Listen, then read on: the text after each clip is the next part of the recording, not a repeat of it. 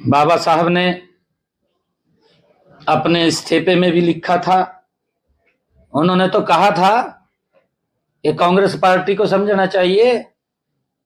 क्यों नहीं समझते? ये किसी और ने नहीं लिखा, डॉक्टर भीमराव अंबेडकर जी ने एक पत्र लिखा और उस पत्र के अंदर कहा कि मैं वित्त और उद्योग क्षेत्र में पढ़ा लिखा था, मगर मुझे उससे जुड़ा एक भी विभाग नहीं दिया। किस प्रकार से अपमानित कांग्रेस पार्टी करती थी, और एक भी संसदीय कमेटी में हिस्सा नहीं बनाया।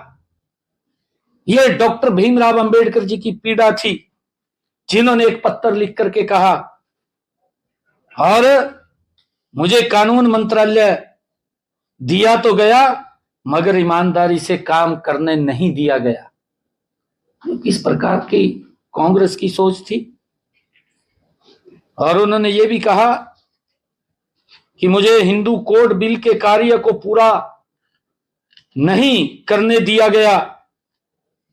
कांग्रेस पार्टी एक ही वर्ग को लेकर के काम करती है।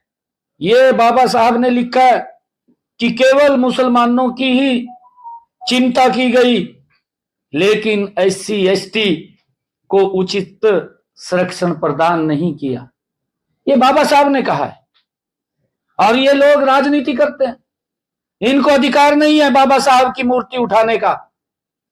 इन्होंने जो लोग बाबा साहब का अपमान करते हैं, और उन्होंने ये भी लिखा कि प्रधानमंत्री का सारा ध्यान मुस्लिम समुदाय के लिए समर्पित था।